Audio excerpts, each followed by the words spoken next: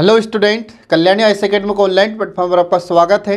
मैं हूं लखन दायमा, आपको एमपीपीएससी मेंस एग्जाम के लिए सेकंड पेपर का फर्स्ट पार्ट पढ़ा रहा हूं, जिसका नाम है संविधान, शासन व्यवस्था, राजनीति तथा प्रशासनिक संरचना। फ्रेंड, आज मैं आपको पढ़ाने वाला हूं एनजीओ के बारे में। तो पिछली क्लास में हमने आपको एनजीओ के बारे में पढ़ाया था और उसका जो बचा हुआ पार्ट है वो आज हम आपको पूरा पढ़ाएंगे। तो देखिए फ्रेंड, इसका जो बचा हुआ पार्ट है उसमें टॉपिक आता है कि भारत में जो गैर सरकारी संगठन है उनका महत्व या उनकी आवश्यकता। तो वर्तमान में देखा जाए हमारे भारत में और विश्व में भी इन गैर सरकारी संगठनों की आवश्यकता क्यों है या इनका महत्व क्या है। तो देखिए, इसमें पहला इसका महत्व या आवश्यकता है कि लोगों के जीवन स्तर में सुधार की आवश्यकता को देखते हुए भारतीय एनजीओ विभिन्न परियोजनाओं पर काम कर रहे हैं। तो हमारे भारत में हम देखते हैं कि भारत में जो हमारे भारत के लोग हैं उनके जीवन स्तर में सुधार की आवश्यकता है और इन लोगों के जीवन स्तर में सुधार करने के लिए ये एनजीओ लगातार काम कर रहे हैं। ठीक है, तो हमारी भारत सरकार के द्वारा विभिन्न परियोजनाएं चलाई जाती है, योजनाएं चलाई जाती है। उन योजनाओं के क्रियान्वयन में ये एनजीओ सहायता कर रहे हैं। ठीक है, इसके बाद फिर अगला देखिए इसमें कि इससे लोगों की जीवन शैली के सुधार में निश्चित ही मदद मिलेगी। तो इससे हम देखते हैं कि जो एनजीओ होते हैं इनसे लोगों की जीवन शैली में सुधार होगा, इसमें हम उम्मीद कर सकते हैं। इसके बाद फिर अगला पॉइंट आता है कि स्थानीय एनजीओ क्षेत्र के विकास में बेहतर मदद करते हैं क्योंकि वे स्थानीय आवश्यकताओं के अनुरूप अपनी कार्यप्रणाली में लचीलापन ला सकते हैं और इस प्रकार विकास की एकीकृत परियोजनाएं अपना सकते हैं। तो हमारे भारत में हम देखते हैं कि ये लोगों की मदद करते हैं, इसके बाद में विकास में भी मदद करते हैं और इसी के माध्यम से अपन देखते हैं कि जो परियोजनाएं सरकार के द्वारा चलाई जाती हैं तो उनको संचालित करने में भी या उनके क्रियान्वयन में भी ये संगठन सहायता करते हैं। ये आपको ध्यान रखना है। इसके बाद में जो एनजीओ कार्य करते हैं तो एनजीओ अपनी कार्यप्रणाली में लचीलापन रखते हैं। ठीक है, सरकार के जो अधिकारी वर्ग होते हैं या जो कर्मचारी वर्ग होते हैं जो सख्त रुख अख्तियार करे हुए रहते हैं तो ये इस प्रकार से अपना कठोर व्यवहार नहीं रखते, ये अपने व्यवहार में लचीलापन रखते हैं। इसके बाद फिर लोगों के साथ सीधा संपर्क होने के कारण वे स्थानीय गरीबों विशेषकर ग्रामीण क्षेत्रों में अच्छी मदद कर सकते हैं। ये जो कार्यकर्ता होते हैं, एनजीओ के जो कार्यकर्ता होते हैं, ये जनता के या लोगों के सीधे संपर्क में रहते हैं और जो स्थानीय स्तर पर गरीब लोग होते हैं, ठीक है, विशेषकर जो ग्रामीण क्षेत्र में रहने वाले लोग होते हैं उनकी ये मदद करते हैं। ठीक है, इसलिए इनकी आवश्यकता है। अगला पॉइंट आता है इसमें कि ये बिना किसी झंझट के विशेषज्ञों और अनुप्रेरित कर्मचारियों को सरकार की अपेक्षा आसानी से काम पर रख सकते हैं। आ रहा समझ में? तो इसमें अपन देखते हैं कि ये आसानी से किसी भी कर्मचारी को अपने साथ रख सकते हैं कार्य करने के लिए। ठीक है, इसके बाद फिर अगला देखिए इसमें कि जो सामाजिक गतिविधियां होती है तो सामाजिक गतिविधियों में एनजीओ के सक्रिय हस्तक्षेप से नेतृत्व का गुण भी विकसित होता है। तो जब व्यक्ति एनजीओ में कार्य करता है तो उसमें लीडरशिप का गुण आता है या एक नेता का गुण उत्पन्न होता है। अब नेता से तात्पर्य यहाँ पर राजनेता नहीं है, नेता से तात्पर्य सीधा यहाँ पर है नेतृत्व करने वाला व्यक्ति। अब नेतृत्व करने वाला कोई भी हो सकता है, चाहे वह सामाजिक क्षेत्र में हो, राजनीतिक क्षेत्र में हो, प्रशासनिक क्षेत्र में हो, चाहे धार्मिक क्षेत्र में हो। किसी भी क्षेत्र में नेतृत्व करने वाला व्यक्ति नेता ही कहलाता है। ठीक है, इसके बाद फिर अगला आता है कि एनजीओ शिक्षा और इसी प्रकार की अन्य गतिविधियां भी चलाते हैं। तो जो एनजीओ होते हैं तो एनजीओ शिक्षा से संबंधित तो गतिविधियों को संचालित करते ही हैं, इसके अलावा और कई प्रकार की गतिविधियों को भी संचालित करते हैं। तो शिक्षा के अलावा जैसे स्वास्थ्य से संबंधित, लोगों की मदद करने से संबंधित, आपदा के समय राहत कार्य में जुट जाना, तो ये विभिन्न प्रकार की गतिविधियों का संचालन भी करते हैं, इसलिए इनकी आवश्यकता है। अगला पॉइंट आता है इसमें कि भारत में शैक्षिक संगठनों का नीति वाक्य, तो इनका नीति वाक्य है कि गरीब बच्चों को निःशुल्क शिक्षा देना और गरीबी रेखा से नीचे रहने वाले लोगों के जीवन स्तर में सुधार लाना।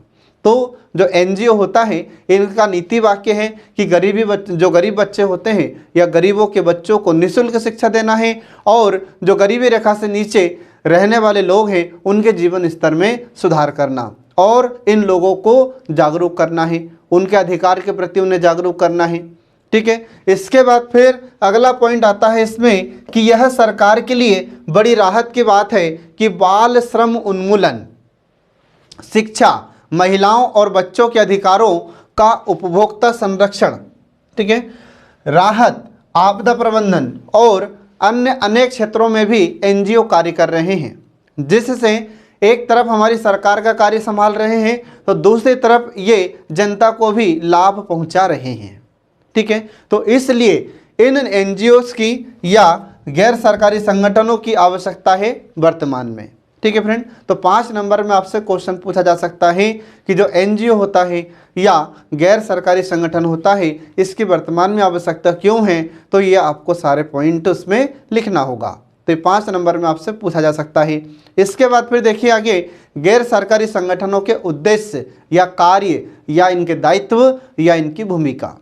तो जो गैर सरकारी संगठन होते हैं इनका पहला कार्य क्या है, तो देखिए इसमें पहला कार्य होता है कि पारिवारिक विघटन के कारण वृद्धों को समाज में हो रही उपेक्षा की जानकारी प्राप्त करना तथा उनका समाधान का प्रयास करना।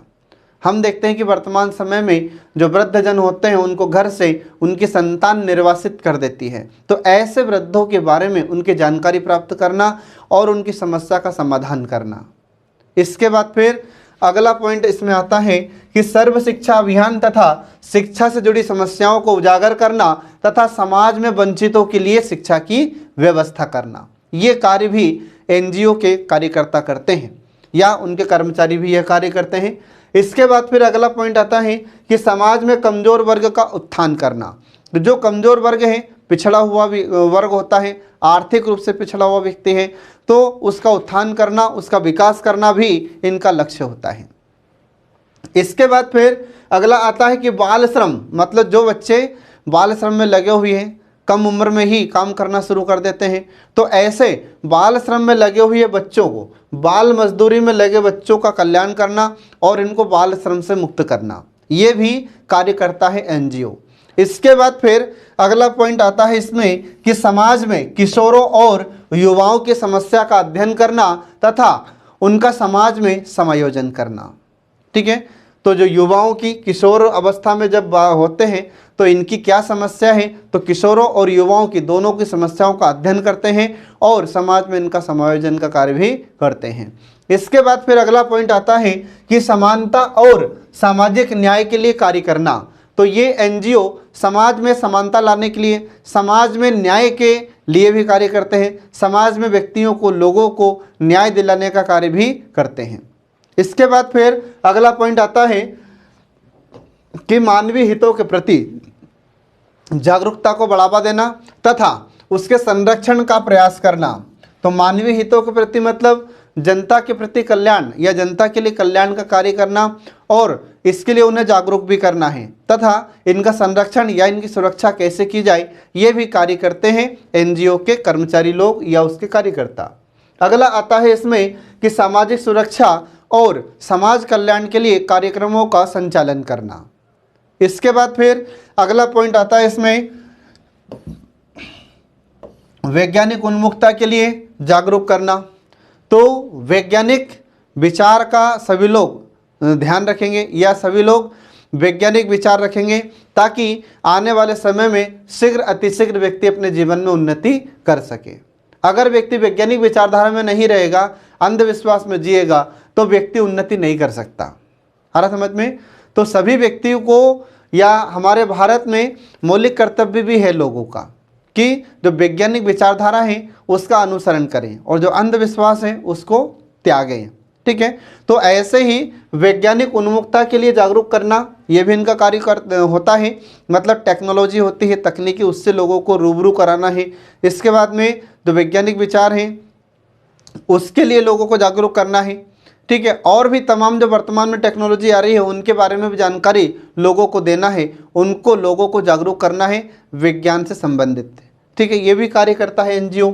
इसके बाद फिर सरकारी नीतियों और कार्य के प्रति जागरूक करना, तो जो सरकारी की नीतियां होती है उनके बारे में लोगों को बताते हैं और लोगों को जागरूक करते हैं, तथा उसमें लोगों की सहभागिता को सुनिश्चित करना, और ये जनता को समझाते हैं कि सरकार जो भी कार्य करती है हमारे लिए ही करती है, सरकार अगर कोई नीति बनाती है तो हमारे लिए ही बनाती है और हमको सरकार की नीतियों में सहयोग करना चाहिए। तो ये सारी बातें लोगों को समझाते हैं।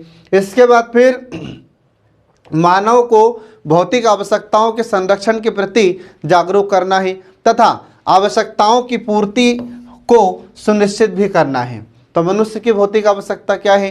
तो भोजन, वस्त्र, आवास, ये मनुष्य की भौतिक आवश्यकताएं होती हैं। तो इन आवश्यकताओं के लिए लोगों को जागरूक करना है, उनके प्रति संरक्षण या उन्हें संरक्षण प्रदान करना है तथा आवश्यकताओं की पूर्ति को सुनिश्चित भी करना है, ये भी इनका कार्य होता है। इसके बाद फिर साक्षरता अभियान के माध्यम से लोगों को शिक्षा के प्रति जागरूक करना है।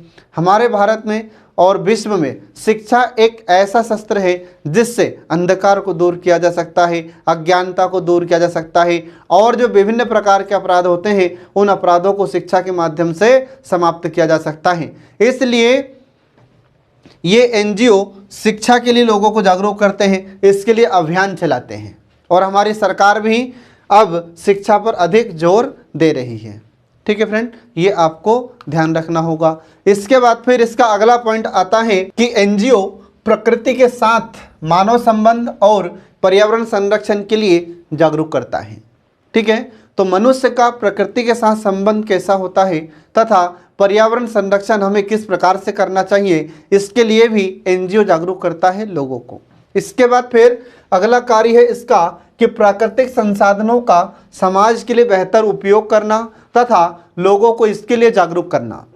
ठीक है, इसके बाद फिर अगला पॉइंट आता है इसमें कि व्यक्तियों को अपने अधिकारों और कर्तव्यों के प्रति जागरूक करना, ये भी इसका कार्य होता है।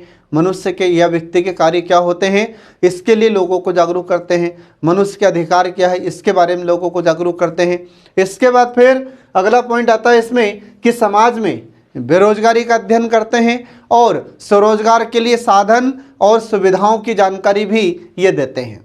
कई बार क्या होता है, हमारे भारत में लोगों को पता नहीं रहता है कि सरकार कौन कौन सी कल्याणकारी योजनाएं चला रही है जिससे स्वरोजगार प्राप्त होता है, जिनसे रोजगार प्राप्त होता है, ये लोगों को जानकारी नहीं होती है। तो इसके बारे में भी ये जानकारी देते हैं लोगों को। इसके बाद फिर अगला कार्य है कि विभिन्न विधाओं के लिए प्रशिक्षण कार्यक्रमों का आयोजन करते हैं और लोगों की सहभागिता इसमें सुनिश्चित करते हैं। इसके बाद फिर अगला पॉइंट आता है इसमें कि किसी भी गैर सरकारी संगठन की स्थापना सभी को समान अवसर प्रदान करने के उद्देश्य से की जाती है। ठीक है फ्रेंड, तो ये सब आपको ध्यान रखना है इसमें गैर सरकारी संगठनों के कार्य जो आपसे एग्जाम में पूछे जाएंगे। तो 5 नंबर में आपसे पूछा जा सकता है, जो आपको इस प्रकार से लिखना होगा। इसके बाद देखिए अब आप गैर सरकारी संगठनों की विकास में भूमिका।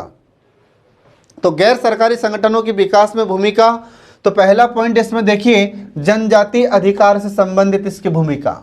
तो इससे संबंधित इसकी भूमिका किस प्रकार की होती है, तो इसमें देखिए अब आप, तो जो एनजीओ होते हैं, एनजीओ का फुल फॉर्म है यहाँ पर नॉन गवर्नमेंट ऑर्गेनाइजेशन।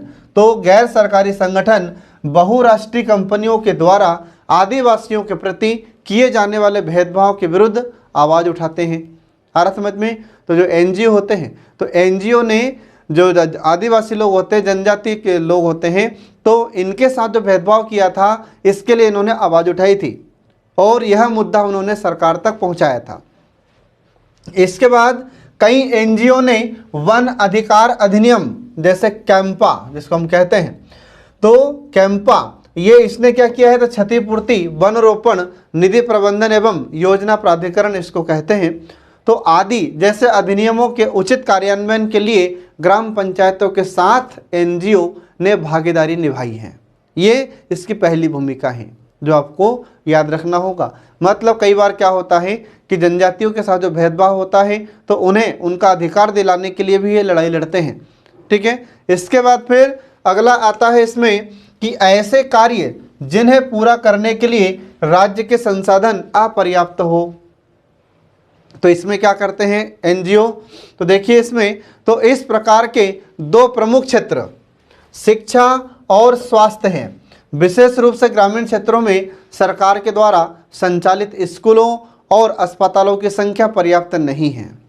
ठीक है, तो इन कार्यों को पूरा करने के लिए भी ये एनजीओ लगातार कार्य कर रहे हैं। ठीक है फ्रेंड, इसके बाद फिर अगला पॉइंट आता है इसमें सामुदायिक विकास। तो सामुदायिक विकास में भी इनका योगदान होता है। तो सामुदायिक स्तर पर आधारभूत आवश्यकताओं, अब आधारभूत आवश्यकताओं में भोजन, वस्त्र, आवास, इसके बाद में शिक्षा, सड़क और जल। ठीक है, तो इस प्रकार की जो आधारभूत आवश्यकताएं होती है, तो आधारभूत आवश्यकताओं और सुविधाओं की प्रदायगी में मतलब प्रदान करने में सहायता करना, इसके बाद में लोगों को जागरूक करना, इसके बाद में जो समुदाय की समस्याएं होती है तो उन समस्याओं के लिए आवाज़ उठाने में भी महत्वपूर्ण भूमिका निभाते हैं। ठीक है, तो ये आपको ध्यान रखना फ्रेंड। इसके बाद फिर देखिए इसमें अगला सामाजिक बुराइयों से संघर्ष। अब सामाजिक बुराई कौन कौन सी होती है, तो इसमें देखिए कि सरकार ने एनजीओ के प्रयासों से ही भ्रूण के लिंग परीक्षण, ठीक है, यह सामाजिक बुराई थी, तो भ्रूण के लिंग परीक्षण को प्रतिबंधित किया है क्योंकि यह कन्या भ्रूण हत्या जैसी बुराइयों को जन्म देता है। इसके अलावा और भी हमारे भारतीय समाज में बुराई है, जैसे दहेज प्रथा है। ठीक है, इसके बाद फिर महिलाओं के प्रति द्वेष भाव या जो महिलाओं को दोयम दर्जा दे रखा है। इसके बाद में और भी कई सामाजिक बुराइयां हैं, तो उनके विरुद्ध भी इन्होंने आवाज़ उठाई है। ठीक है, जिससे महिलाओं को उन्हें या महिलाओं को अधिकार दिलाने में इन्होंने महत्वपूर्ण भूमिका निभाई है।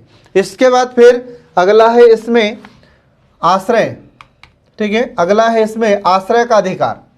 अब मुंबई जैसे शहरों में युवा और स्पार्क ये जैसे कुछ एनजीओ हैं, तो इन्होंने जीवन की गुणवत्ता बढ़ाने का प्रयास किया है। ठीक है, ये कार्य कर रहे हैं एनजीओ। इसके बाद फिर अगला आता है सूचना का अधिकार। तो सूचना का अधिकार में हम देखते हैं कि एनजीओ के प्रयासों से भारत में सूचना का अधिकार वास्तविकता में परिणत हो पाया है। तो एनजीओ ने ही मुद्दा उठाया था कि लोगों को सूचना का अधिकार प्राप्त होना चाहिए, तो एनजीओ के प्रयास से ही आज हमें सूचना का अधिकार प्राप्त हो पाया है।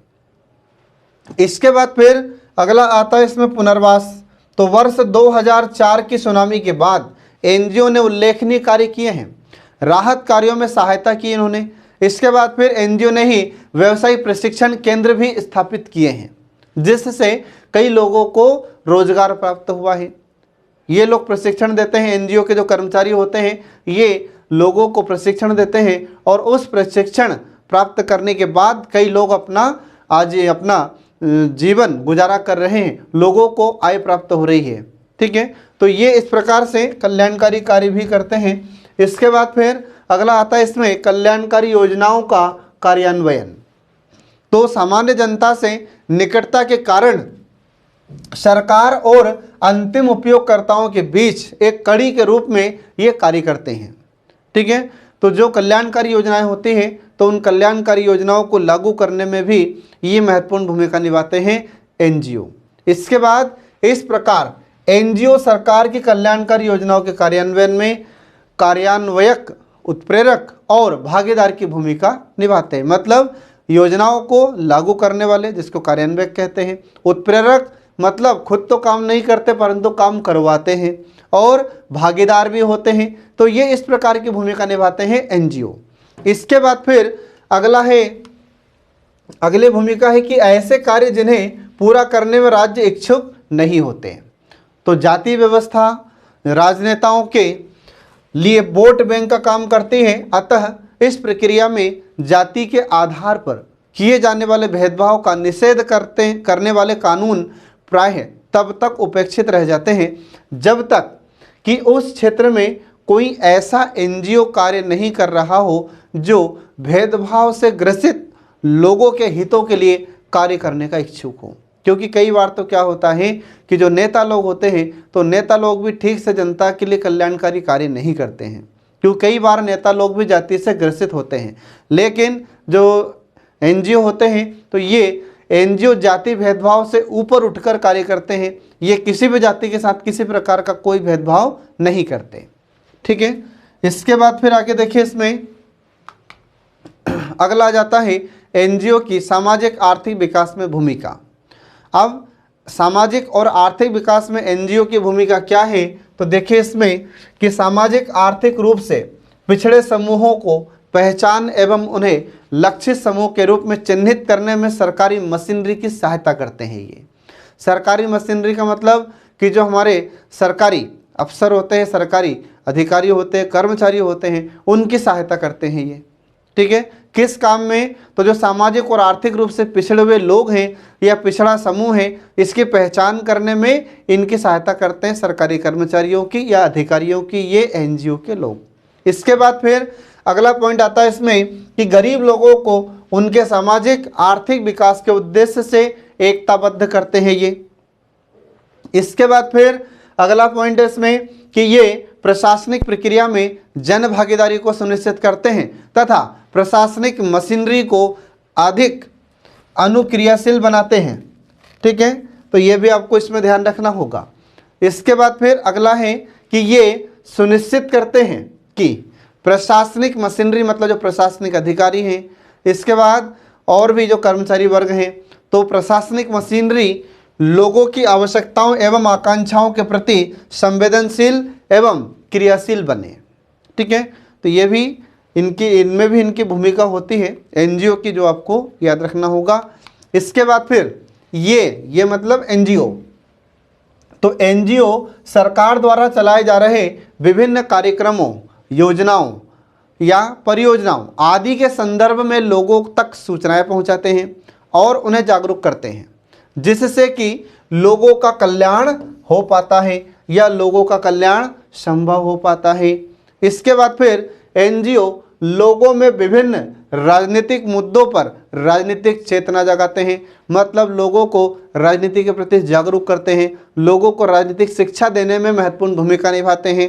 ठीक है, इसके बाद ये लोगों में स्वावलंबन की भावना का विकास करते हैं, तो स्वावलंबी मतलब आत्मनिर्भर कैसे बना जाए, इसके लिए भी ये शिक्षा देते हैं।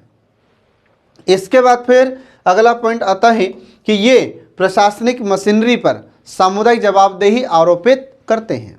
ठीक है फ्रेंड, इसके बाद फिर अगला पॉइंट आता है इसमें कि प्रशासनिक मशीनरी को अधिक जवाबदेह रूप से कार्य करने के लिए प्रेरित करते हैं। कई बार क्या होता है कि जो प्रशासनिक अधिकारी होते हैं तो ये अपने कर्तव्यों के प्रति लापरवाह होते हैं, तो ये प्रशासनिक अधिकारी, प्रशासनिक कर्मचारी अपने कर्तव्यों के प्रति लापरवाह ना हो, इसके लिए वे प्रेरित करते हैं। ये अपने कर्तव्यों के प्रति, अपने कार्य के प्रति जवाबदेह हो, इसके लिए ये प्रशासनिक अधिकारियों को, कर्मचारियों को प्रेरित करते हैं। इसके बाद वे जनहित के रखवाले के रूप में कार्य करते हैं। आ रहा समझ में, ये जनहित या जनता के कल्याणकारी संगठन के रूप में भी कार्य करते हैं, जो आपको ध्यान रखना होगा। ठीक है फ्रेंड, अब इसके बाद देखिए अगली भूमिका एनजीओ की, कि एनजीओ की मानव अधिकार के संवर्धन एवं संरक्षण में भूमिका। अब जो एनजीओ होते हैं तो एनजीओ मानव अधिकार के संवर्धन और उसके संरक्षण में भूमिका किस प्रकार की निभाते हैं, तो इससे संबंधित कुछ पॉइंट है जो आपको याद रखना होगा। तो पहला पॉइंट आता है इसमें मानव अधिकारों के प्रति जागरूकता लाना, मतलब लोगों को मानव अधिकार के प्रति जागरूक करना। अभी हमारे भारत में ऐसे बहुत सारे लोग हैं जिन्हें अपने अधिकारों के बारे में पता नहीं है, जिन्हें मानव अधिकार के बारे में ज्ञान नहीं है। ऐसे लोगों को जागरूक करना इनका परम कर्तव्य होता है। तो देखिए इसमें कि गैर सरकारी संगठनों द्वारा राज्य ही नहीं बल्कि देश व विश्व में मानव अधिकार के प्रति जागरूकता लाने के क्षेत्र में इन्होंने सराहनीय कार्य किया है। इसके बाद ग्रामीण जनता में अधिकारों के प्रति जागरूकता लाने के लिए इन संगठनों के द्वारा नुक्कड़ नाटक, ठीक है, नुक्कड़ नाटक, फिर इसके बाद में स्थानीय भाषा में गीत तैयार करना तथा वाद विवाद प्रतियोगिताओं का आयोजन करते हैं ये संगठन, जिनसे लोगों को उनके अधिकारों के प्रति जागरूक किया जाता है। इसके बाद फिर अगला है इसमें कि जनहित याचिकाएं दाखिल करना। ठीक है, जनहित याचिका मतलब PIL, पब्लिक इंटरेस्ट लिटिगेशन। ठीक है, तो जनहित याचिकाएं दाखिल करना, तो गैर सरकारी संगठन बड़े पैमाने पर व्यक्तियों को न्याय उपलब्ध कराने के उद्देश्य से जनहित याचिकाओं मतलब PIL द्वारा न्यायालयों के समक्ष वाद को भी दाखिल करते हैं। अब सोचो, जनता के लिए इतना कल्याणकारी कार्य करते हैं ये। ठीक है, इसके बाद फिर अगला पॉइंट आता है इसमें कि मानव अधिकार मानक निश्चित करना। तो गैर सरकारी संगठनों की अंतर्राष्ट्रीय, राष्ट्रीय, राज्य व सभी स्तरों पर मानव अधिकारों के मानक निश्चित करने में महत्वपूर्ण भूमिका रहती है। इसके बाद यूएन के मानव अधिकार, यूएन मतलब होता है यूनाइटेड नेशन, ठीक है। तो यूएन के मानव अधिकार आयोग में मानव अधिकार परिषद द्वारा भी मानक निश्चित करते समय विश्व स्तर के जो गैर सरकारी संगठन होते हैं, तो इन गैर सरकारी संगठनों से भी विचार विमर्श किया जाता है। अब सोचिए कि इनकी कितनी पहुंच होती है, किसकी, जो एनजीओ होते हैं उनकी। तो एनजीओ हमारे भारत में ही नहीं है, ये पूरे विश्व में है, और जो विश्व के स्तर पर एनजीओ काम करते हैं तो उनसे भी विचार विमर्श किया जाता है मानव अधिकार से संबंधित। आ रहा समझ में। इसके बाद फिर अगला पॉइंट आता है इसमें कि मानव अधिकार से संबंधित कानून बनाने हेतु दबाव डालना। तो गैर सरकारी संगठनों के द्वारा सरकार को मानव अधिकारों के संरक्षण के लिए भी नए कानून बनाने के लिए दबाव डाला जाता है। तो कई बार क्या होता है कि जो हमारे एनजीओ होते हैं ये भी हमारी सरकार को बताते हैं कि मानव अधिकारों की सुरक्षा के लिए इस प्रकार के कानून बनाए जाना चाहिए, और अगर सरकार को भी इनकी बातें या इनका सुझाव या इनकी सलाह ठीक लगती है या उचित लगती है तो सरकार फिर इनके द्वारा दी गई सलाह या दिए गए सुझाव पर विचार करती है और विचार के पश्चात उस पर अधिनियम या कानून भी बना सकती है। इसके बाद फिर अगला आता है सामाजिक परिवर्तन में भागीदारी। तो समाज में व्याप्त जाति व्यवस्था, सांप्रदायिकता की समस्या, इसके बाद स्त्री पुरुष के बीच गैर बराबरी की समस्या, स्वतंत्रता, न्याय और बंधुत्व, ठीक है, न्याय और बंधुत्व के मूल्यों पर आधारित नई व्यवस्था लाने में गैर सरकारी संगठनों के द्वारा महत्वपूर्ण भूमिका निभाई जाती है। ठीक है, तो ये आपको ध्यान रखना होगा फ्रेंड, आपके एग्जाम के लिए बहुत इंपॉर्टेंट है, इससे क्वेश्चन जरूर पूछे जाते हैं। इसके बाद फिर देखिए आगे विधिक सहायता प्रदान करना। अब विधिक सहायता प्रदान करना इसका तात्पर्य क्या होता है, तो कानूनी सहायता प्रदान करना ये भी इनका कार्य होता है, इनमें भी ये महत्वपूर्ण भूमिका निभाते हैं। तो देखिए इसमें तो गैर सरकारी संगठन ऐसे मामलों में पहल करते हैं जिन मामलों में किसी व्यक्ति के अधिकारों का उल्लंघन हुआ हो किंतु पीड़ित व्यक्ति के द्वारा अज्ञानता के कारण या संसाधनों की कमी के कारण न्यायालय के समक्ष कोई कदम नहीं उठाया जाता। ऐसे लोगों को या ऐसे असमर्थ व्यक्तियों को ये विधिक सहायता प्रदान करने में ये एनजीओ महत्वपूर्ण भूमिका निभाते हैं और उनको सही न्याय दिलाने में भी उनकी सहायता करते हैं। इसके बाद फिर अगला आता है अंतर्राष्ट्रीय निकायों एवं सरकारों से वार्तालाप।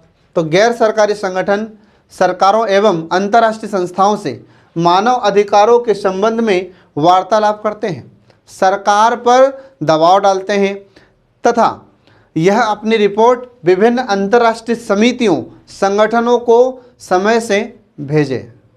आ रहा समझ में। तो कई बार जो एनजीओ होते हैं तो इन्होंने अंतर्राष्ट्रीय समितियों को, संगठन को ये समय समय पर इन्होंने अपनी रिपोर्ट भी भेजी है। ठीक है, कि मानव अधिकार से संबंधित और कौन कौन से नियम कानून विश्व के स्तर पर बनाए जाने चाहिए। इसके बाद फिर अगला आता है कि मानव अधिकार मानकों को लागू करना।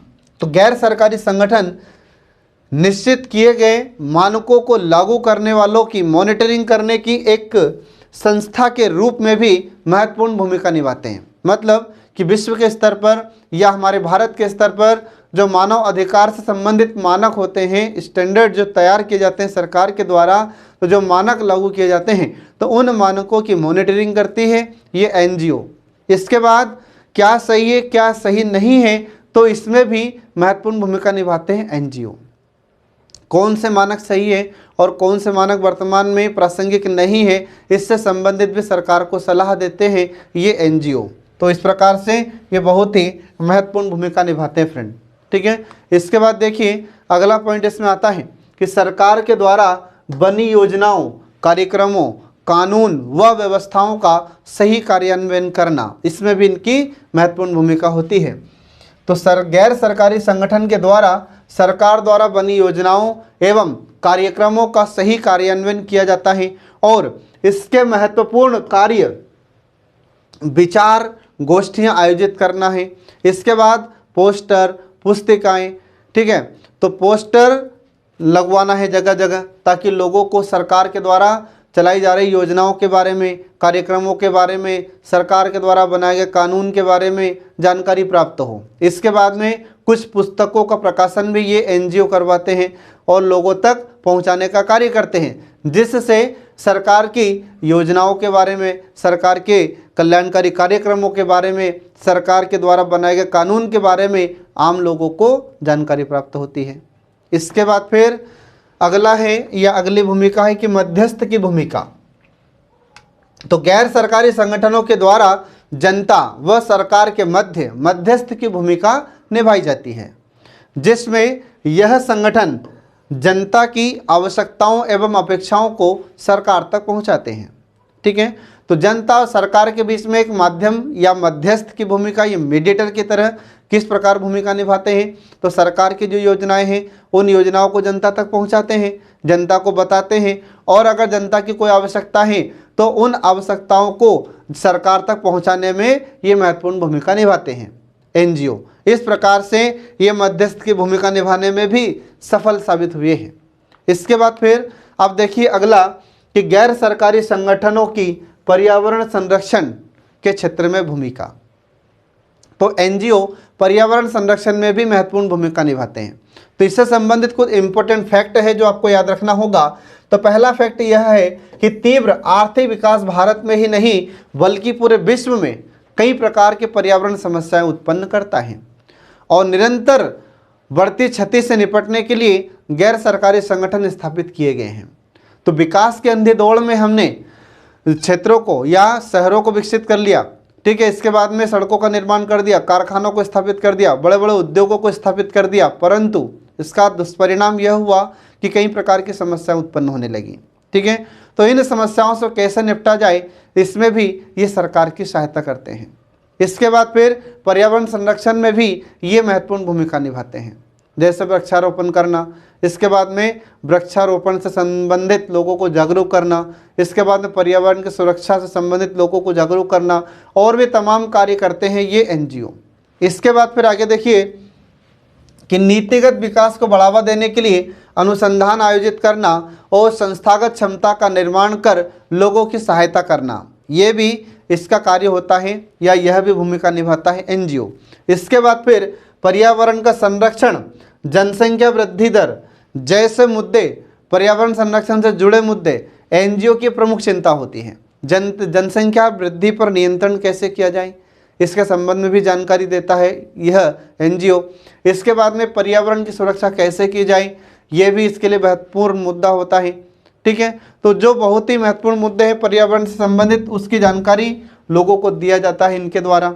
ठीक है, कि पर्यावरण को सुरक्षित कैसे रखा जाए, वायु प्रदूषण को कैसे नियंत्रित किया जाए, ठीक है, और भी कई प्रकार की जानकारी ये देते हैं। इसके बाद फिर आप देखिए कि एनजीओ के द्वारा पर्यावरण के संरक्षण से संबंधित कुछ अभियान चलाए गए हैं जो आपको याद रखना है।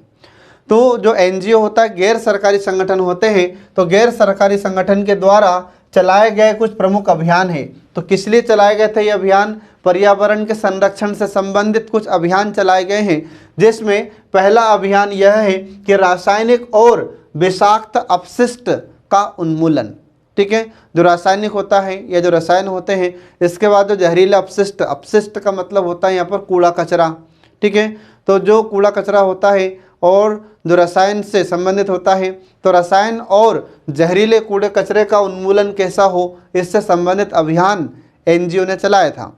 इसके बाद फिर रासायनिक और जैविक विशिष्ट का उन्मूलन। ठीक है, इसके बाद फिर अगला आता है इसमें जलवायु परिवर्तन से संबंधित अभियान। तो जो जलवायु का परिवर्तन हो रहा है, तो इस परिवर्तन को कैसा रोका जाए। अगर इस प्रकार से जलवायु परिवर्तन होता रहा तो इसके दुष्परिणाम भयानक होंगे। ठीक है, जिसकी हम कल्पना भी नहीं कर सकते। तो जलवायु परिवर्तन को कैसे रोका जाए, तो इसके लिए भी अभियान चलाया था एनजीओ ने। फिर इसके बाद में समुद्री जीवन और विविधता का संरक्षण। तो समुद्री जीवन से तात्पर्य कि समुद्र में भी विभिन्न प्रकार के जीव निवास करते हैं, बहुत सारे जीव रहते हैं। इसके बाद फिर समुद्र में भी विभिन्न प्रकार के प्राणी रहते हैं। इसमें समुद्र में भी वनस्पतियाँ पाई जाती है, विभिन्न प्रकार की वनस्पतियाँ पाई जाती है। इसके बाद फिर जो मूंग की चट्टान जिसको कोरल रिफ्स कहते हैं, दिन प्रतिदिन ये भी सब धीरे धीरे नष्ट होती जा रही है। तो ये सब इनका पर्यावरण में महत्वपूर्ण योगदान होता है। पर्यावरण को संतुलित बनाए रखने में सभी जीव जंतुओं की आवश्यकता होती है। ठीक है, तो फिर इसका संरक्षण कैसा किया जाए, इसकी सुरक्षा कैसे की जाए, इसके लिए भी इन्होंने अभियान चलाया था। इसके बाद फिर व्हेल के शिकार के विरुद्ध अभियान, तो जो व्हेल होती है तो उसका भी शिकार लगातार बढ़ता ही जा रहा था, तो उसके शिकार पर इन्होंने अभियान चलाया था कि इसके शिकार को रोका जाए। ठीक है, तो इस प्रकार से इन्होंने अभियान चलाए थे एनजीओ ने पर्यावरण को सुरक्षित रखने के लिए, जो आपको याद रखना होगा। तो 3 नंबर में आपसे यह क्वेश्चन पूछा जा सकता है कि एनजीओ के द्वारा पर्यावरण को सुरक्षित रखने के लिए कौन कौन से अभियान चलाए गए थे, तो ये अभियान आपको याद रखना होगा। बाकी 5 नंबर में तो इनसे क्वेश्चन पूछा जा सकता है, 11 नंबर में भी एनजीओ से क्वेश्चन पूछा जा सकता है।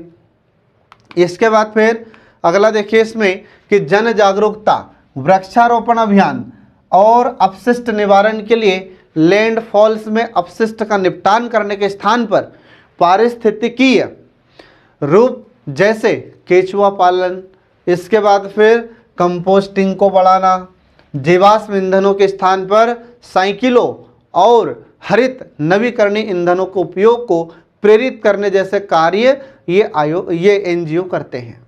ठीक है, तो इन एनजीओ के माध्यम से वृक्षारोपण की जानकारी लोगों को दी जाती है। वृक्षारोपण अभियान भी इन्होंने चलाया था एनजीओ ने। ठीक है, कि ज़्यादा से ज़्यादा वृक्षारोपण किया जाना चाहिए, क्योंकि वृक्ष ही वायु प्रदूषण को नियंत्रित करते हैं। वृक्ष से ही समय समय पर वर्षा होती है, और जहाँ पर वन नहीं होते हैं वहाँ पर इकोसिस्टम अनबैलेंस धीरे धीरे होने लगता है, जो कि हम वर्तमान में देख रहे हैं। ठीक है, तो ये सभी प्रकार के कार्य आयोग का ये एनजीओ करते हैं। इसके बाद फिर एनजीओ ने या कई एनजीओ जो डाटा चालित समर्थन प्रदान करने में विशेषज्ञता रखते हैं, वे सरकारी निकायों को सहायता प्रदान करते हैं। तो डाटा चालित समर्थन प्रदान करने में विशेषज्ञता रखते हैं, इसका मतलब कि जिन लोगों को टेक्नोलॉजी का ज्ञान होता है, कंप्यूटर का ज्ञान होता है, तो ये लोग भी सरकारी निकायों की सहायता करते हैं। इसके बाद फिर अगला आता है कि वैश्विक एनजीओ, मतलब विश्व स्तर के जो एनजीओ होते हैं, तो एनजीओ में वैश्विक संधियों को प्रस्तुत करने की क्षमता होती है, जिनमें खतरनाक अपशिष्ट का मतलब जो सड़े गले पदार्थ होते हैं उनको कहा जाता है अपशिष्ट। तो खतरनाक अपशिष्टों के विनियमन को संबोधित करने के लिए सुधार में इनका योगदान रहा है। इसके बाद फिर जो बारूदी सुरंगें होती हैं, तो बारूदी सुरंगें, इसके बाद में ग्रीन हाउस गैसें एवं इनके उत्सर्जन सम्मिलित या इनके उत्सर्जन से सम्मिलित या उत्सर्जन से संबंधित, ठीक है, जो भी कार्य होते हैं, तो इनके नियंत्रण में भी इनका योगदान रहा है, या इनको नियंत्रित करने से संबंधित भी अभियान ये एनजीओ चलाते हैं। ठीक है, तो हम देखते हैं जैसे दिन प्रतिदिन ग्रीन हाउस गैसों का प्रभाव बढ़ता जा रहा है। अब अगर ग्रीन हाउस प्रभाव या ग्रीन हाउस गैसें जो होती है, तो इससे क्या होता है, ग्लोबल वार्मिंग जैसी समस्याएं उत्पन्न होती हैं। ठीक है, अब इसके कारण फिर क्या हो रहा है, कई तमाम प्रकार की समस्याएं उत्पन्न होती है। तो इसको कैसे नियंत्रित किया जाए, ये एनजीओ समय समय पर सरकार को सुझाव देते हैं, समय समय पर सरकार को सलाह देते हैं। ठीक है, ये आपको ध्यान रखना फ्रेंड। अब इसके बाद देखिए इसमें आगे भारत में कुछ सक्रिय पर्यावरण एनजीओ, मतलब हमारे भारत में कुछ ऐसे एनजीओ हैं जो पर्यावरण की सुरक्षा के लिए कार्य कर रहे हैं। तो ऐसे कौन कौन से एनजीओ हैं, कौन कौन से गैर सरकारी संगठन हैं, तो इसमें देखिए विकास विकल्प समूह, जिसको डेवलपमेंट अल्टरनेटिव्स ग्रुप कहा जाता है, तो यह पर्यावरण की सुरक्षा से संबंधित कार्य करता है, यह एनजीओ। इसके बाद फिर ऐसे ही दूसरा एनजीओ का नाम होता है ऊर्जा लाइफ इंटरनेशनल। यह एनजीओ भी पर्यावरण की सुरक्षा से संबंधित कार्य करता है। इसके बाद फिर centre for science and environment, फिर अगला आता है ग्रीन पीस, फिर WWF, फिर इसके बाद में बॉम्बे नेचुरल हिस्ट्री सोसाइटी। तो ये ऐसे गैर सरकारी संगठन होते हैं जो हमारे भारत में पर्यावरण की सुरक्षा से संबंधित कार्य करते हैं, पर्यावरण संरक्षण से संबंधित लोगों को जागरूक करते हैं। ठीक है फ्रेंड, तो ये आपको याद रखना है, एग्जाम में आपसे क्वेश्चन इससे पूछा जा सकता है। इसके बाद फिर अगला आता है कि जो गैर सरकारी संगठन होते हैं, इनकी समस्याएं क्या हैं या इनकी सीमाएं क्या हैं। तो गैर सरकारी संगठनों की कुछ समस्याएं हैं जो देखिए इसमें। तो पहली समस्या ये है कि भारत में जातिवाद, संप्रदायवाद, गरीबी जैसे विभिन्न सामाजिक आर्थिक वातावरण के कारण भी इन्हें कई कठिनाइयों का सामना करना पड़ता है। इसके बाद फिर अगली समस्या है इनकी कि एनजीओ फंड प्राप्त करने के बाद उसका सही उपयोग नहीं कर पाते हैं। इसका मतलब ये है कि कई बार क्या होता है कि जो एनजीओ होते हैं इनको सरकार की तरफ से फंड तो मिल जाता है, लेकिन ये इसका सदुपयोग नहीं कर पाते हैं और जनहित के बजाय, मतलब जनता के कल्याण की बजाय, ये उस पैसे से अपने व्यक्तिगत महत्वाकांक्षाओं को पूरी करने में लग जाते हैं। इससे क्या होता है कि इससे फिर भ्रष्टाचार को बढ़ावा मिलता है। ठीक है, तो हमारे भारत में जो एनजीओ हैं, तो एनजीओ में भी भ्रष्टाचार जैसे समस्याएं पाई जाने लगी हैं। ये समाज कल्याण के नाम पर, जनता के लिए कार्य करने के नाम पर सरकार से पैसा ले लेते हैं और उस पैसे के जनता के कल्याण के लिए यूज़ नहीं करते, ये पैसा का खुद उपयोग करते हैं। तो सरकार ने कई एनजीओ को चिन्हित किया है जिन्हें काली सूची में या ब्लैक लिस्ट में डाल दिया गया है। अब जो ब्लैक लिस्टेड हो चुके हैं, अब इनको सरकार की तरफ से कोई सहायता प्राप्त नहीं होगी। ठीक है, इसके बाद फिर अगला है कि पर्याप्त वित्तीय संसाधनों की कमी और सीमित कार्यात्मक परिप्रेक्ष्य। तो ये जो एनजीओ होते हैं इनके पास पर्याप्त वित्तीय संसाधन नहीं होते, अर्थात इनके पास पर्याप्त मात्रा में पैसे उपलब्ध नहीं होते जिससे ये ठीक तरीके से काम कर सके।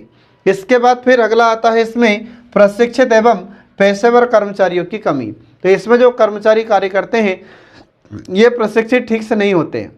ठीक है, इसके बाद फिर कई बार राज्य एवं नौकरशाही के द्वारा असहयोग और अपूर्ण सूचनाएं इन्हें प्राप्त होती हैं।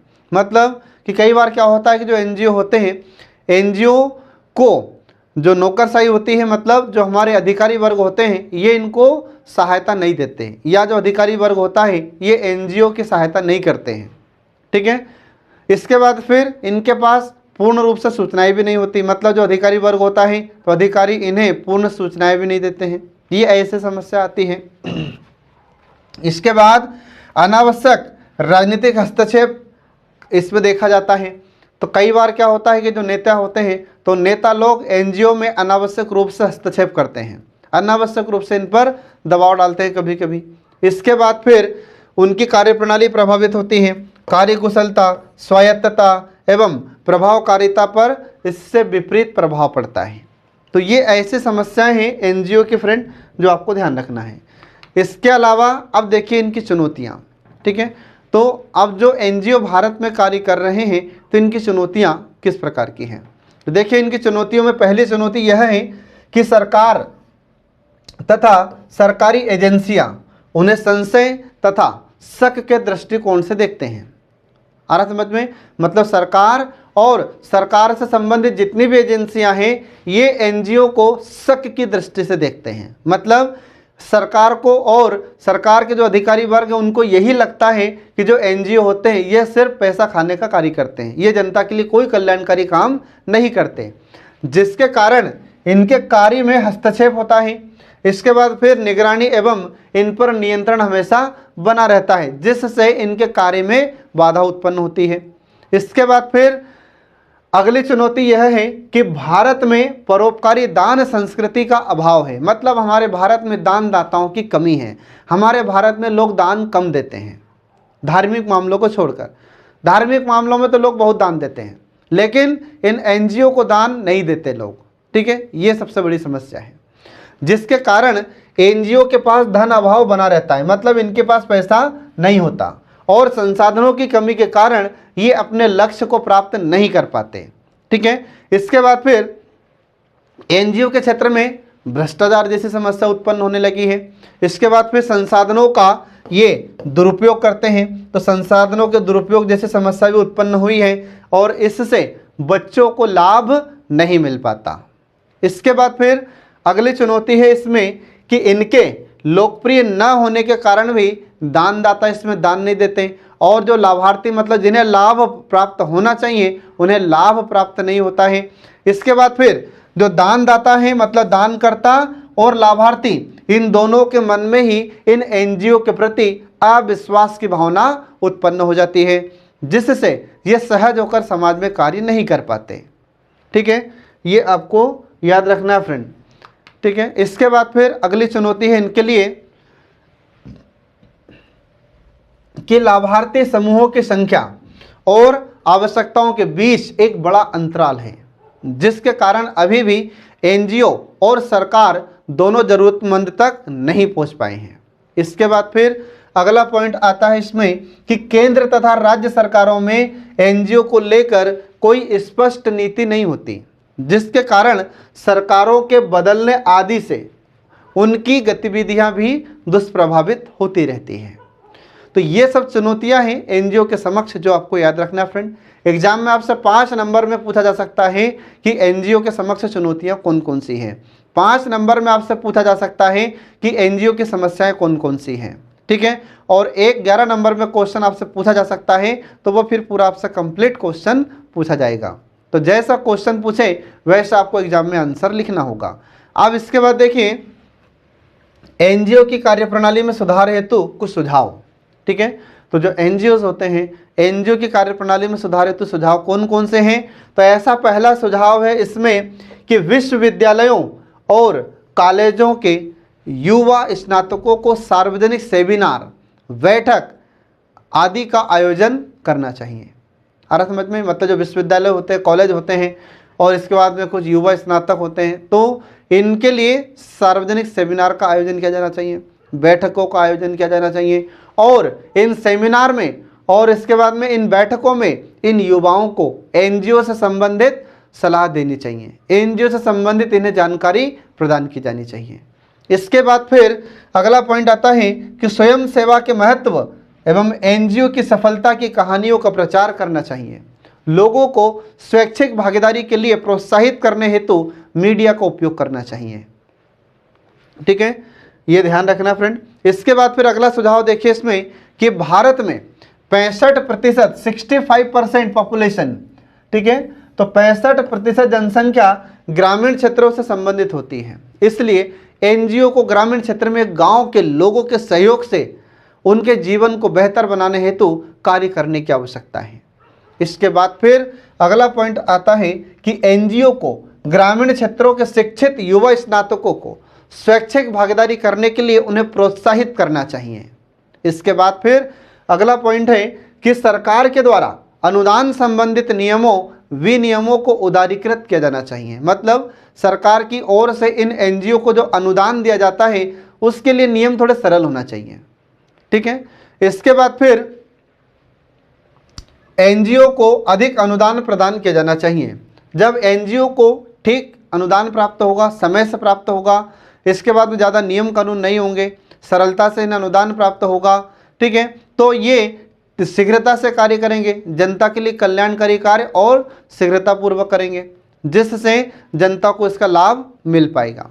इसके बाद फिर अगला पॉइंट है इसमें कि सरकार को एनजीओ द्वारा निधियों के दुरुपयोग पर अंकुश लगाने के लिए एक जांच आयोग की नियुक्ति करना चाहिए, और यह जांच आयोग सरकार के द्वारा दिए गए अनुदान की जांच करेगा कि एनजीओ को जिस कार्य के लिए अनुदान की राशि दी गई थी, क्या एनजीओ ने उसी कार्य के लिए पैसा खर्च किया है या नहीं किया है।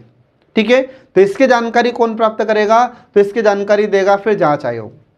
इसके बाद साथ ही आयोग को एनजीओ की गतिविधियों का पर्यवेक्षण करने का अधिकार और उस पर निगरानी करने की शक्ति भी देना चाहिए। ठीक है, इसके बाद फिर अगला पॉइंट आता है इसमें कि शैक्षणिक संस्थाओं को एनजीओ के साथ सहयोग करना चाहिए और स्वैच्छिक कार्य में रुचि रखने वाले युवा स्नातकों के लिए परिसर में साक्षात्कार का आयोजन किया जाना चाहिए। इसके बाद फिर राष्ट्रीय सेवा योजना जिसको एनएसएस कहते हैं और नेशनल कैडेट कोर जिसको एनसीसी कहते हैं, तो इनको बाल्यकाल से ही छात्रों को स्वैच्छिक भागीदारी करने के लिए उन्हें प्रोत्साहित करना चाहिए। मतलब जो एनसीसी होती है और एनएसएस होता है, इसमें भी स्टूडेंट को इस एनजीओ के बारे में जानकारी देना चाहिए और उन्हें स्वैच्छिक सेवा के लिए मतलब एनजीओ में कार्य करने के लिए उन्हें प्रोत्साहित करना चाहिए। इसके बाद फिर अगला है इस एनजीओ को ग्रामीण क्षेत्र में कार्य करने के लिए अनुदान प्राप्त करने की पात्रताओं की शर्तों को पूरा करने के लिए कुछ विशेष प्रावधान भी करने चाहिए। ठीक है, इसके बाद फिर अगला पॉइंट आता है कि सरकार को एनजीओ के कार्मिकों के वेतन और भत्ते की समीक्षा करना चाहिए। मतलब कि एनजीओ में जो कार्य करने वाले लोग हैं, कार्मिक हैं, उनको वेतन कितने दिया जा रहा है, भत्ता कितना दिया जा रहा है, इसके बारे में भी जानकारी सरकार को प्राप्त करना चाहिए। और साथ ही कार्मिकों को जमीनी स्तर पर प्रशिक्षित करने के लिए एनजीओ के लिए कुछ विशेष निधियों का आवंटन भी करना चाहिए। इसके बाद अगला पॉइंट है कि एनजीओ को अपने निधियों को जुटाने, निधि मतलब उसके पास जो भी पूंजी होती है, ठीक है, तो निधियों को जुटाने, पारस्परिक सहयोग, अपने उत्पादों का विज्ञापन करने एवं कुशल कार्मिकों के चयन के लिए इंटरनेट, वेबसाइट जैसी नवीनतम प्रौद्योगिकियों का भी उपयोग करना चाहिए। ठीक है फ्रेंड, तो ये आपको ध्यान रखना है। इसके बाद अगला सुझाव इसमें यह है कि कल्याणकारी संगठन होने के नाते एनजीओ को अपनी सेवा में उच्च गुणवत्ता का स्तर बनाए रखना चाहिए। इसके बाद सरकार को इन्हें अतिरिक्त अनुदान के साथ सम्मान या पुरस्कार देकर इन्हें विशेष मान्यता प्रदान करनी चाहिए। तो अगर इस प्रकार से कार्य किया जाए तो आने वाले समय में जो एनजीओ हैं ये उत्साहपूर्वक कार्य करेंगे। ठीक है, और सरकार इनसे जितना उम्मीद करती है उससे और कई गुना ज़्यादा अच्छा कार्य ये करेंगे, ऐसे हम उम्मीद कर सकते हैं। तो ये सुझाव भी आपसे पूछा जा सकता है एग्जाम में फ्रेंड। 5 नंबर में आपसे पूछा जा सकते हैं कि जो एनजीओ है तो एनजीओ से संबंधित सुझाव दीजिए। तो 5 नंबर में आपसे पूछा जाए तो इस प्रकार से आपको पॉइंट लिखना है जो हमने आपको बताए हैं। इसके बाद अंत में इसका निष्कर्ष क्या होगा, तो निष्कर्ष यह है कि वर्तमान में गैर सरकारी संगठनों के द्वारा राज्य ही नहीं बल्कि देश विदेश में मानव अधिकारों के संवर्धन एवं संरक्षण के क्षेत्र में महत्वपूर्ण भूमिका निभाई जा रही है। अतः सरकार द्वारा भी मानव अधिकारों के संरक्षण में कार्य कर रहे गैर सरकारी संगठनों को प्रोत्साहित किया जाना चाहिए। ठीक है, तो इस प्रकार से फ्रेंड यह टॉपिक यहाँ पर समाप्त हो जाता है। अब आपसे इसमें 3 नंबर के क्वेश्चन भी पूछा जा सकता है, 5 नंबर के क्वेश्चन भी पूछे जा सकते हैं और 11 नंबर के क्वेश्चन भी आपसे पूछे जा सकते हैं। जैसे आपसे क्वेश्चन पूछा जाए वैसे आपको आंसर लिखना होगा। ठीक है फ्रेंड, ये आपको ध्यान रखना है। अब इसके बाद में इन्हीं से जुड़ी या जो शैक्षिक संगठन होते हैं तो इसी से जुड़ी एक संस्था, एक परिषद है जिसका नाम हम शॉर्ट फॉर्म में याद रखेंगे कपार्ट। ठीक है, तो कपार्ट, इसको हिंदी में हम कहते हैं कि लोक और ग्रामीण प्रौद्योगिकी विकास परिषद। ठीक है, ये आपको ध्यान रखना है। अब इसकी स्थापना कब होती है, तो इसकी स्थापना आपको याद रखना है सितंबर 1986 में होती है। ठीक है, और इस कपार्ट को 1980 के संस्था पंजीकरण अधिनियम के अंतर्गत एक स्वायत्त संस्था माना जाता है। ठीक है, ये आपको ध्यान रखना फ्रेंड। इसके बाद फिर इसके कार्य क्या हैं, तो कार्य में इसका देखिए पहला कार्य होता है कि स्वैच्छिक कार्यों को बढ़ावा देना तथा ग्रामीण क्षेत्र के लोगों की भलाई के लिए उचित ग्रामीण तकनीकी का प्रसार करना, ये इसका पहला कार्य होता है। दूसरा कार्य यह है कि अपने स्थापना से आज तक कपार्ट स्वैच्छिक संस्थाओं के माध्यम से ग्रामीण विकास कार्यक्रमों व गरीबी उन्मूलन की दिशा में सरकारी प्रयासों का साथ दे रहा है। इसके बाद फिर अगला कार्य है इसका कि गांव की खुशहाली के लिए या गांव की खुशहाली के लिए बनने वाली परियोजनाओं को लागू करने के लिए स्वैच्छिक प्रयासों को प्रोत्साहित करना और हर संभव मदद करना, ये इसका कार्य होता है फ्रेंड। ठीक है, इसके बाद फिर अगला कार्य है इसका कि खास तौर पर स्वैच्छिक क्षेत्र में प्रशिक्षण कार्यक्रम चलाना या प्रायोजित करना ताकि उन्नत तकनीक से गांव का विकास हो सके। इसके बाद फिर अगला पॉइंट आता है कि गांव के विकास और तकनीक से जुड़ी शैक्षिक संस्थाओं, सरकारी एजेंसियों के बीच संवाद को बढ़ावा देने के लिए प्रशिक्षण कार्यक्रमों, गोष्ठियों और कार्यशालाओं को आयोजित करना, ये इसका कार्य होता है।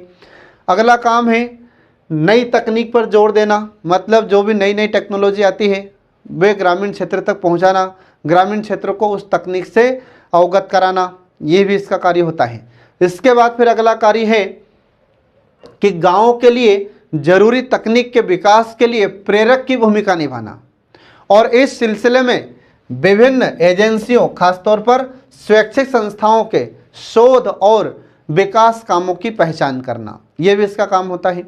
इसके बाद अगला काम है कि गाँव में लोगों की ज़िंदगी को बेहतर बनाने के लिए उन योजनाओं और परियोजनाओं को बढ़ावा देना जिससे उनका विकास जुड़ा हो। ठीक है, ऐसी योजनाओं को, ऐसी परियोजनाओं को, ऐसे कल्याणकारी कार्यक्रमों को बढ़ावा देना, ये इसका प्रमुख कार्य है फ्रेंड, जो आपको याद रखना होगा। अब इसके बाद देखिए कि हमारे मध्य प्रदेश में भी कुछ एनजीओ हैं जिनके नाम आपको याद रखना होगा। तो मध्य प्रदेश में कुछ एनजीओ हैं जिनके नाम में पहला नाम आता है मध्य प्रदेश सहायता समिति। ये एनजीओ है मध्य प्रदेश का। 3 नंबर में आपसे क्वेश्चन पूछा जा सकता है कि मध्य प्रदेश के कुछ एनजीओ के नाम बताइए। ठीक है, तो ये 3 नंबर में आपसे पूछा जाए तो आपको इस प्रकार से लिखना होगा।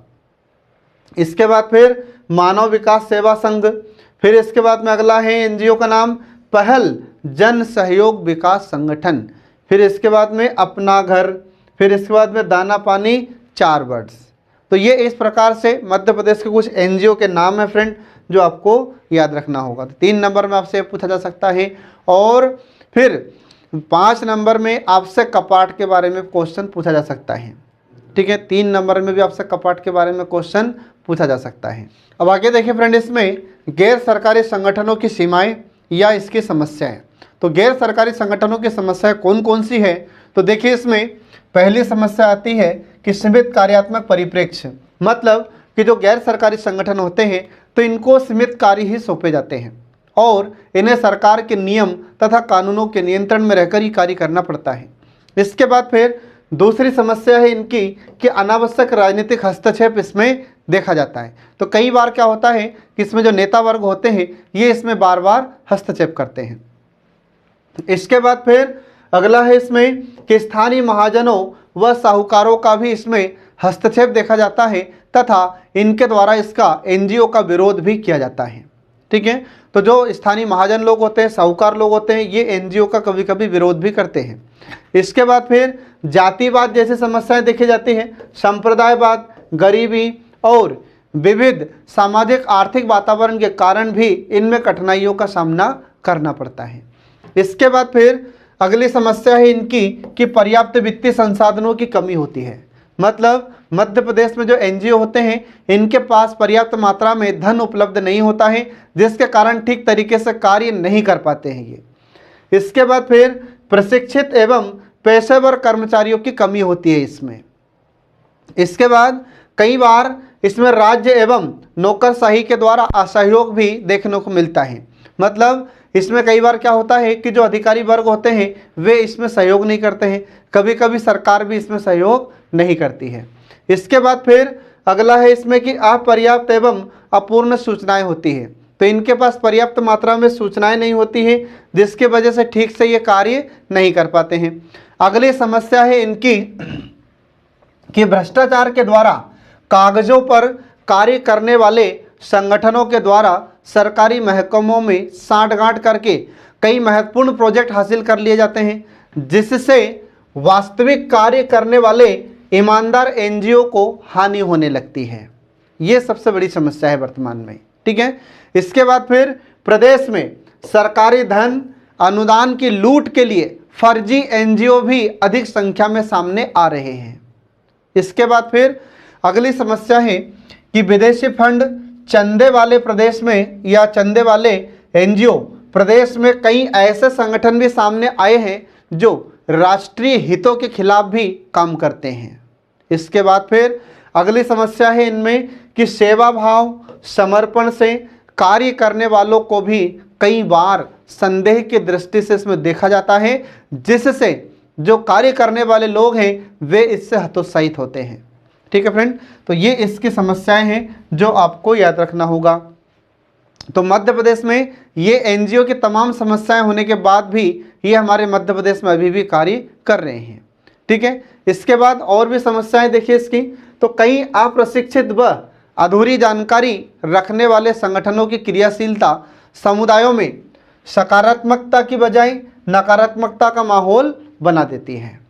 इसके बाद घोषित लक्ष्यों की बजाय कई राजनीतिक या अनैतिक लाभ के कार्यों में लिप्तता भी इन संगठनों में सामने आती है। मतलब कई बार इस संगठन के जो कार्यकर्ता होते हैं ये धन लालच के कारण अनैतिक कार्य में भी पाए जाते हैं।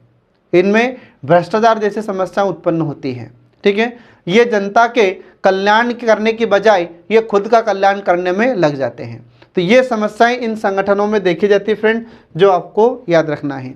तो इन तमाम आलोचनाओं या तमाम समस्याओं के बाद भी मध्य प्रदेश के जो एनजीओ होते हैं इनकी मध्य प्रदेश में कुछ भूमिकाएं हैं। तो कौन कौन सी भूमिकाएं हैं? तो पहली भूमिका देखिए इसमें कि लाभ तथा निजी स्वार्थ की भावना न होने के कारण संसाधनों का अपव्यय रुकता है और साथ ही उनका अधिक उपयोग भी हो पाता है। ये इनकी भूमिका होती है। इसके बाद फिर भ्रष्टाचार और शोषण में कमी आती है। जब एनजीओ लगातार मध्य प्रदेश में कार्य कर रहे हैं तो इससे भ्रष्टाचार पर नियंत्रण होता है, क्योंकि ये भ्रष्टाचार के विरोध में जनता को जागरूक करते हैं। आ रहा समझ में कि भ्रष्टाचार का विरोध किया जाना चाहिए। सरकारी अधिकारी लोग जो भ्रष्टाचार को बढ़ावा दे रहे हैं इनके खिलाफ में आवाज़ उठाना चाहिए। ये इसके लिए जनता को जागरूक करते हैं। इसके बाद फिर शोषण में भी कमी आती है। सरकार को सहायता करते हैं तथा शीघ्रता से परिणाम सामने आने लगते हैं। तो ये सरकार की भी सहायता करते हैं और सरकार के द्वारा जिन कार्यों को संचालित किया जाता है उनके परिणाम भी शीघ्र अतिशीघ्र सामने आने लगते हैं। इसके बाद फिर अगला है कि ये विशेष उद्देश्य से स्वयं की इच्छा और समर्पण के कारण जुड़ते हैं, अतः समस्या से जुड़े कारणों तथा समाधानों पर गंभीरता से कार्य करते हैं। इसके बाद फिर अगली इनकी भूमिका होती है कि मानवीय समाधानों की ज़्यादा संभावनाएं बनती हैं। मतलब मनुष्य की जो समस्याएं होती हैं तो उन समस्याओं का समाधान भी शीघ्रता से और आसानी से हो जाता है। इसके बाद फिर अगली भूमिका है कि विशेष लक्ष्य होने के कारण परिणामों की स्वतंत्र व्याख्या और कार्य करने का आकलन भी या कार्य करने का अनुमान भी आसान हो जाता है। इसके बाद फिर अगली भूमिका है इनकी कि विशेषज्ञता होने से वैज्ञानिक जानकारियां उपलब्ध करा सकते हैं ये। फिर इसके बाद में सरकारी योजनाओं की लेट लतीफ़ी, अनिर्णय की स्थिति, अप्रशिक्षित कर्मचारियों तथा राजनीतिक इच्छा शक्ति की कमी का यह बेहतर निदान करते हैं। तो कई बार क्या होता है कि सरकार ठीक से कार्य नहीं करती है, काम में लेट करती है या कोई भी योजना का निर्माण करने तथा उस योजना को लागू करने में लेट लतीफ़ी को बढ़ावा दिया जाता है। सरकार कभी कभी लापरवाहीपूर्ण कार्य करती है, तो इस पर भी ये जनता को जागरूक करते हैं। तो इसमें भी इनकी भूमिका होती है। इसके बाद में फिर जो अप्रशिक्षित कर्मचारी होते हैं, इसके बाद जो राजनीतिक इच्छा शक्ति की कमी होते हैं, तो इसके लिए बेहतर निदान भी एनजीओ होता है। ठीक है, जो अप्रशिक्षित कर्मचारी होते हैं तो उनको प्रशिक्षित करने में भी इनकी भूमिका होती है कभी कभी। इसके बाद फिर जो राजनीतिक इच्छा शक्ति की कमी होती है लोगों के अंदर, उस इच्छा शक्ति को बढ़ाने में भी महत्वपूर्ण भूमिका निभाते हैं। ठीक है, तो इस प्रकार से फ्रेंड ये मध्य प्रदेश के एनजीओ की भूमिका भी समाप्त हो जाती है। और इसमें आपसे 3 नंबर के क्वेश्चन भी पूछे जा सकते हैं, 5 नंबर के क्वेश्चन भी पूछे जा सकते हैं और 11 नंबर के क्वेश्चन भी आपसे पूछे जा सकते हैं। तो जैसा भी आपसे क्वेश्चन पूछें वैसा आपको आंसर लिखना होगा। तो इसी के साथ आज का हमारा टॉपिक समाप्त हो जाता फ्रेंड। तो नेक्स्ट वीडियो जल्द ही आपके लिए लेकर प्रस्तुत होंगे। तब तक के लिए नमस्कार।